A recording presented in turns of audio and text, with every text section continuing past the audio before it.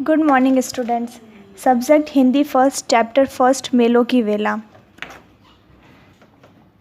इस पोयम में बताया गया है कि आप मेले में जाते हैं, आप लोग वहाँ क्या देखते हैं, आपको कैसा लगता है वहाँ की दुकानें और आप किसके साथ जाते हैं, इन सब के बारे में इसमें बताया गया है।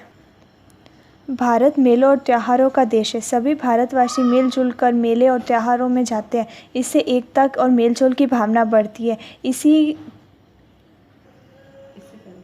कविता में मेलों के बारे में बताया गया है। तो हम पोयम स्टार्ट करते हैं। नाच उठा धरती का कण कण, बस्ती बस्ती रौनक छाई, बाल वृद्ध सब लगे ठुमकने, मेलों की वेला है आई। आज सजेगी हाट दुकानें, जो चाहे लेना भाई, गुड़िया मोटर कंठी माला, बिंदिया चूड़ी मन चाही। एक्सप्लेन।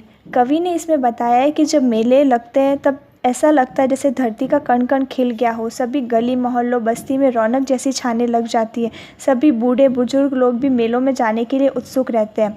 मेले में हाट दुकानें सजती है। हमें जो लेना होता है हम वो ले सकते हैं, जैसे गुड़िया मोटर कंठी चूड़ी बिंदिया। हम मन चाही चीज़ें खरीद सकते हैं। पोंगल मकर मनाने को पो फटते ही उठ जाते, खीर चूरमा खाकर बैलों की दौड़ कराते। गौर शीतला पूजन को गलियां गीतों से गुंजाई, छोटा बबुआ देख दुल्हनिया घूंघट में ही मुस्काई। पोंगल त्यौहार दक्षिण भारत में मनाया जाता है, बाकी सभी जगह पर मकर संक्रांति मनाई जाती है। पोंगल और मकर संक्रांति के त्यौहार के दिन लोग सुबह सूर्य निकलने से पहले ही उठ जाते हैं और खीर चूरमा खाकर बैलों की दौड़ कराते हैं। शीतला पूजन जैसे त्योहारों पर गलियों में गीत आवाज़ सुनाई देती है और छोटे बच्चे को देखकर जो नई नवेली दुल्हन होती है वो घूंघट में ही मुस्कुराने लगती है। होली की पिचकारी में देखो स्नेह भरा है रंग घुला, आपस में मिलजुल जाते ऊंच नीच का भेद भुला। कवि ने इसमें बताया है कि होली के त्यौहार के दिन लोग आपस में मिलजुल कर रहते हैं और वो स्नेह भरा रंग एक दूसरे पर डालते हैं। इस त्यौहार से लोगों में ऊंच नीच की भावना नहीं रहती है। राखी के बंधन में बंधन बंध कर भाई चुप चुप कह जाए, जैसे भी हो मैं पहुंचूंगा विपदा तुम पर जब आए। इस पंक्ति में कवि कहना चाहता है कि राखी का जो त्यौहार होता है उस दिन भाई राखी बंधवाने के लिए आता है और बहन को वादा करता है कि जब भी उस पर मुसीबत आएगी वो उसकी मदद करेगा। दिवाली का दीपक झिलमिल शिखा ढुलाकर कह जाए, बहा पसीना करे परिश्रम लक्ष्मी उसके घर आए। इसमें कवि बता रहा है कि जब दिवाली आती है तो जब दीपक जलाते हैं तो दीपक की लौ जो ढुल जाती है वो ये बताना चाहती है कि जो लोग परिश्रम करते, जो अपनी मेहनत करते, लक्ष्मी उन्हीं के घर आती है। ईद मुबारक कहने को मस्जिद के गुंबद गूंज उठे, बड़े दिवस के अवसर पर गिरजों के घंटे गूंज उठे। एक्सप्लेन। कवि इसमें कहना चाहता है कि जब ईद आदि त्यौहार होते हैं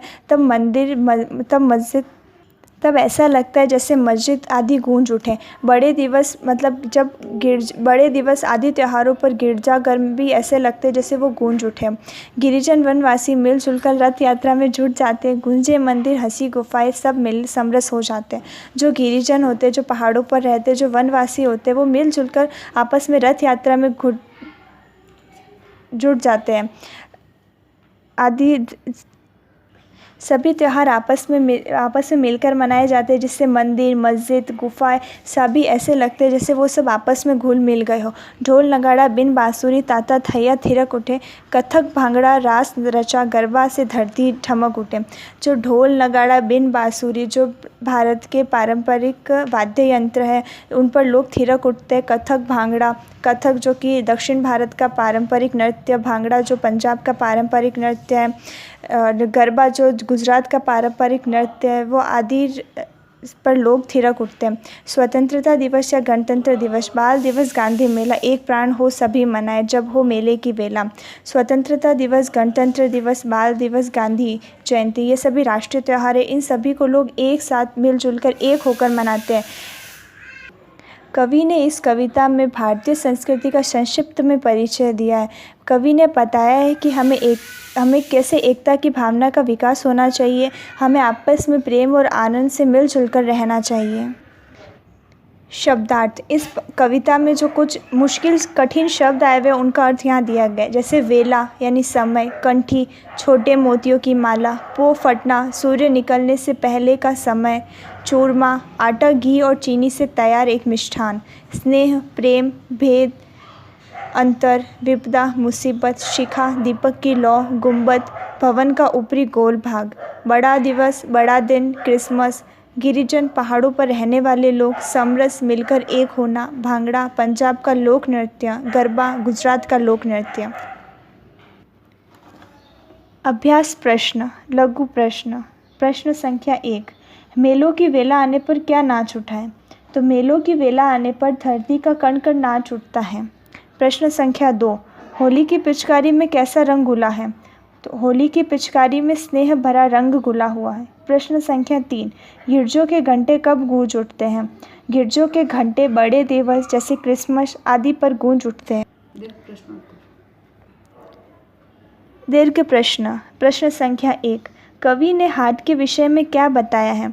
कवि ने हाट के विषय में बताया है कि जब मेले आदि लगते हैं तब वहाँ हाट दुकानें सजती है, जहाँ से हम हमारी मनचाही चीज़ें जैसे गुड़िया, खिलौने, माला, कंठी आदि मनचाही चीज़ें ले सकते हैं।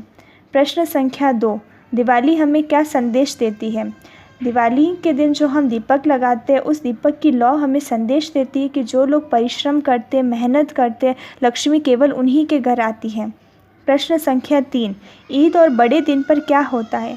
ईद और बड़े दिन पर लोग मस्जिद, गिरजाघर आदि पर एकत्रित होते हैं और वहाँ ऐसा लगता है जैसे वहाँ के गुंबद गूंज उठे हो। प्रश्न संख्या 4, कवि ने एक प्राण होकर क्या मनाने के लिए कहा है? कवि ने एक प्राण होकर हमारे राष्ट्रीय त्यौहार जैसे स्वतंत्रता दिवस, गणतंत्र दिवस, बाल दिवस, गांधी जयंती आदि त्योहारों को मनाने के लिए कहा है। प्रश्न संख्या 5, इस कविता में कवि ने क्या संदेश दिया है? इस कविता में कवि ने आपस में मिलजुल कर रहने का संदेश दिया है। इसमें कवि ने भारतीय संस्कृति के बारे में बताया है और आपस में मिलजुल कर रहने के लिए कहा है, जिससे कि लोगों में ऊंच नीच की भावना न रहे और लोग आपस में प्रेम आनंद के भाव के साथ रहें। प्रश्न संख्या 6, दिए गए अर्थों वाली पंक्तियाँ कविता में से चुनकर लिखो। लोग पोंगल और मकर संक्रांति के त्यौहार पर सुबह जल्दी जग जाते हैं। इस अवसर पर खीर चूरमा बनाया जाता है और बैलों की दौड़ प्रतियोगिता होती है। ये जो पंक्तियाँ है, ये कविता की जो 4 पंक्तियाँ उनका अर्थ दिया हुआ है।